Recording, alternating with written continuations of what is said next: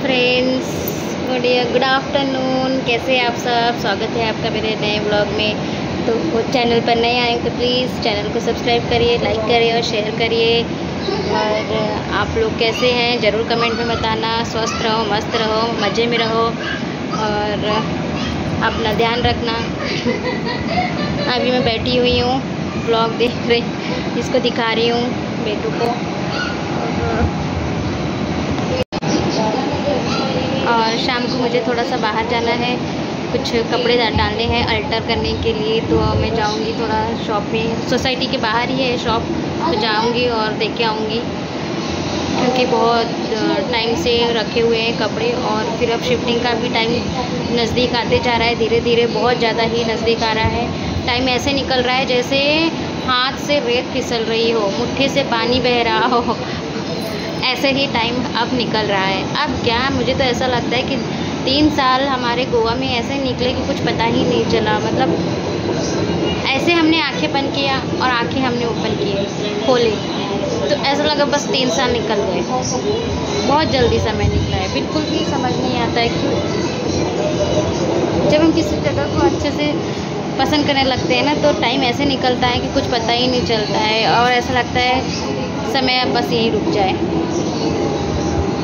लेकिन क्या करें, समय के साथ साथ आगे बढ़ना ही ज़िंदगी का नाम है। और मेरे हस्बैंड ने जहाँ उनके ऑफिस के कपड़े इस्त्री करने के लिए, आयरन करने के लिए जिस शॉप पे वो हमेशा देते थे, तो उस शॉप में उन्होंने फ़ोन भी बहुत बार लगाया है और पर उसको पता नहीं क्या हुआ, वो अपने गांव गया हुआ है। फ़ोन तो उठाता है बीच बीच में और ज़्यादातर नहीं उठाता है। वो एग्ज़ाम देने गया था लगता है कोई वो दुकान वाला, तो एग्ज़ाम तो हो गई उसकी, लेकिन वो वापस आया नहीं। तो वही है, बहुत दिन हो गए, महीना भर होने चला वो, लेकिन कपड़े लेके अभी तक आया ही नहीं। उसने मतलब प्रेस ही नहीं किए कपड़े और उसकी शॉप बंद ही रहती है। तो शॉप का जो मालिक है उसके पास गए थे, पता लगाए कि उसका घर कहाँ है। वहाँ पर गए थे वो कल मेरे हस्बैंड, और फिर वहाँ से पता चला कि एक लड़की बैठती है सुबह के टाइम पे, जिसके कपड़े रखे होंगे उनको देने के लिए। वो करती नहीं है काम वहाँ पर, तो वहाँ से कपड़े ले लिए हैं उन्होंने और अब दूसरी जगह पे डाल दिए हैं आयरन करने के लिए। वरना रोज़ मुझे करना ही पड़ता था और टाइम भी नहीं मिल पाता है करने के लिए, क्योंकि गुड़िया भी बीच बीच में आ जाती है तो मैं कर नहीं पाती हूँ फिर। तो उसके डर की वजह से भी मैं स्किप करती हूँ उसको। तो और आप लोग बताइए, आप लोग। फ़िलहाल तो मैं आई हूँ अपने रूम में, मुझे कुछ काम है यहाँ पर और अभी तक मेरी पैकिंग पूरी हुई नहीं है। आज की डेट क्या है? आज की डेट आज की 4 तारीख हो गई है और मतलब 4 मार्च है आज, यानी मार्च महीना भी स्टार्ट हो चुका है और 4 दिन बीत चुके हैं। बस अब कुछ दिन और बाकी हैं, गिन चुन के 25 दिन बाकी है हमारे पास, 25-30 दिन यानी समझो। तो और मेरा सामान बहुत ज़्यादा ही अभी बिखरा हुआ पड़ा है घर में। मैं रोज़ सामान हटाती हूँ, रोज़ पैकिंग करती हूँ और रोज़ मेरा सामान और उतना ही लगता है बढ़ते ही जाता है, कम होने का नाम ही नहीं है। पता नहीं क्यों ऐसा होता है, जब भी हम कुछ काम करने जाते हैं तो काम कम होने की जगह हमें और बढ़ता हुआ ही दिखता है। सो अभी तो मैं फ़ैन ऑन नहीं है, गर्मी बहुत है यहाँ पे गोवा में। होली भी आने वाली है कुछ दिनों में होली भी है, तो बहुत काम भी है। हालांकि हमारा कुछ ऐसा काम नहीं रहेगा। ओह माय गॉड, यहाँ तो बहुत सारा मेरा काम पड़ा हुआ है। इस रूम में तो जाने की इच्छा ही नहीं होती मुझे, इतना वो रूम देख के ऐसे बेहोश हो जाएगा इंसान, इतना काम है उस रूम में। तो खैर कोई बात नहीं, काम है, करना है और करेंगे। बस आप लोग अपना प्यार मुझ पर ऐसे ही बनाए रखिए और मुझे भी इसी तरह आप सपोर्ट करते रहिए, ताकि मैं भी आपके साथ अपने नया एक्सपीरियंस शेयर कर सकूं और अपनी लाइफ के बारे में कुछ मैं आपको बता पाऊँ।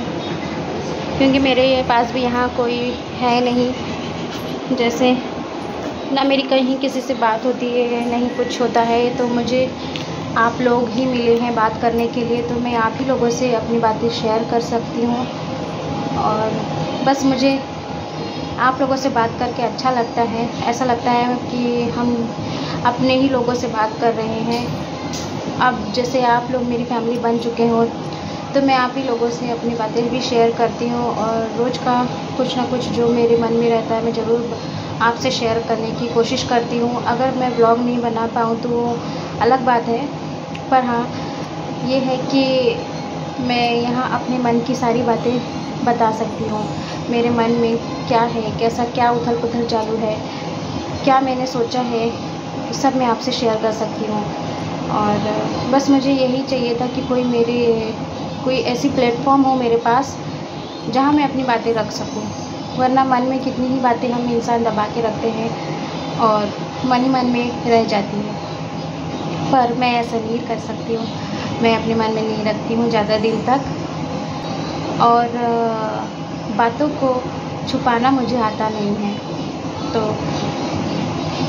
मेरी यही गुजारिश है आप सब लोगों से, जितने भी छोटे ब्लॉगर हैं उन सब लोगों से यही गुजारिश है कि इस नए साल में 2025 में सारे जितने भी छोटे ब्लॉगर्स हैं, छोटे क्रिएटर्स हैं यूट्यूब में, वो सब एक दूसरे की मदद करें, एक दूसरे की हेल्प करें, ताकि वो लोग भी आपस में आगे बढ़ सके। क्योंकि देखो, बड़े जो क्रिएटर होते हैं वो कभी इतना साथ नहीं देंगे जितना छोटे क्रिएटर एक दूसरे का साथ दे सकते हैं।